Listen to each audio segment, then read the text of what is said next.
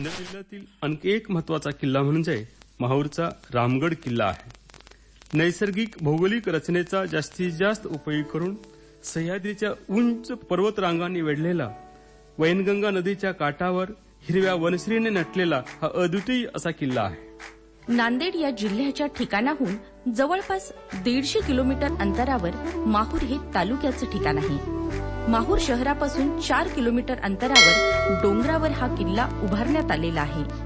3 पीठापैकी एक पीठ म्हणजे रेणुका माता या नावानं ओळखलं जातं। त्याचबरोबर दत्तात्रयाचं जन्मस्थान, चक्रधर स्वामींच्या गुरुजींनी ज्ञान सामर्थ्याचा स्वीकार केलेलं ठिकाण, तसंच दक्षिणेच्या इतिहासात महत्वाची भूमिका असलेलं एक ऐतिहासिक स्थळ म्हणजे माहूर।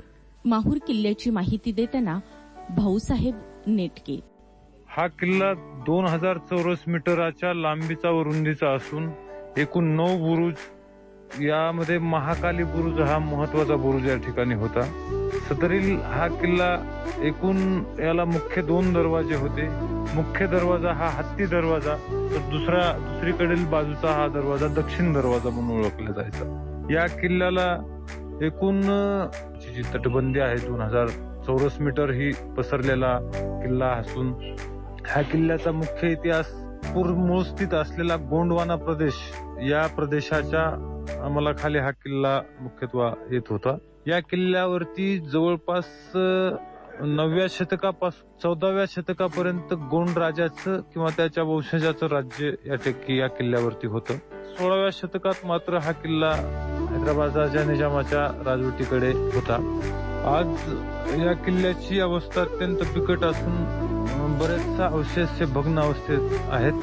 ज्या 9 बुरुजापैकी मुख्य 2च बुरुज या ठिकाणी आज शिल्लक आहेत। याकरिता महाराष्ट्र शासनानं प्रयत्न करून या किल्ल्याची संपूर्ण विधिवत किंवा संपूर्ण अशी माहिती उपलब्ध करून महाराष्ट्राच्या शैक्षणिक भागामध्ये याचा समावेश केला पाहिजे, महाराष्ट्र शासनाच्या पाठ्यपुस्तकामध्ये दिली पाहिजे। याकरिता याच्यावरती किल्लेप्रेमीनं प्रयत्न करावेत अशी एक माहूरकरांची किंवा किल्लेप्रेमींची इच्छा आहे। इतिहास संशोधकांच्या मते यादवांच्या काळापासून माहूर किल्ल्यांचा इतिहास पुढे येतो, पण अभ्यासकांच्या मते राष्ट्रकूट काळात या किल्ल्याची निर्मिती झाली असावी। इसवी सन 12व्या शतकापासून या किल्ल्याचा इतिहास स्पष्ट होतो। ऐतिहासिक साहित्यात रामचंद्र यादवने या किल्ल्याच्या दुसऱ्या तटाचं बांधकाम केलं असा उल्लेख आढळून येतो। या राज्याच्या काळातील स्पष्ट झालेल्या आधारावर या किल्ल्याचं नाव रामगड असं पडलं। मध्ययुगात माहूरच्या किल्ल्याचे ठिकाण सत्ता संघर्षाचे केंद्रस्थान होते। 14व्या शतकात बहामनी घराण्याकडून माहूरच्या गौंड घराण्यांनी विदर्भ ताब्यात घेतला आणि हा किल्ला म्हणजे गौंडांचे राजकीय केंद्र बनले। पुन्हा इसवी सन 1426 साली बहामनीने गौंडावर आक्रमण करून माहूर किल्ला आपल्या ताब्यात घेतला। या किल्ल्याला बहामनीनंतर इमादशाहीच्या ताब्यात आला। इसवी सन 1572 मध्ये इमादशाही आणि निजामशाही यांच्यात युद्ध झालं। या युद्धात निजामशाहीचा विजय झाला। निजामाच्या उदयानं किल्ल्यावर मोगलाचं साम्राज्य आलं। त्यांनी किल्लेदार म्हणून उदाराम यांची नेमणूक केली। पुढे या किल्लेदारांनी स्थानिक रयतेला एकत्र करून इसवी सन 1822 मध्ये निजामशाहीशी लढा देण्याचा प्रयत्न केला, पण निजामशाहीपुढे तो टिकू शकला नाही। माहूरचा किल्ला भारत स्वातंत्र्यापर्यंत निजामी राजवटीच्या ताब्यात राहिला। 2 समांतर डोंगरांच्या दरीत बांधलेल्या या माहूर किल्ल्याला तिन्ही बाजूनी पैनगंगेच्या प्रवाहामुळे नैसर्गिक संरक्षणाची मजबूती मिळालेली आहे।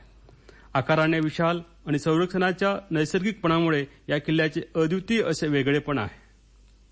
माहूरच्या रामगड किल्ल्याचं वेगळेपण आणखी एका कारणानं स्पष्ट होतं, ते म्हणजे हा किल्ला संपूर्ण डोंगर माथा व्यापणार आहे। यास 7 किलोमीटर अंतरापेक्षा जास्त अशी भक्कम अशी 11.60 मीटर उंचीची पूर्ण डोंगर माथ्याला वेढा घालणारी तटबंदी उभारण्यात आलेली आहे। हा किल्ला डोंगर माथ्यावर असल्यामुळे किल्ल्यावर जाण्यासाठी जो मार्ग आहे तो चढ असून सभोवताल पूर्ण दुर्गम जंगल आहे। या किल्ल्याला जंगलातून चढताना चढ व उतरताना उतार अशा पायवाटेने जावे लागते।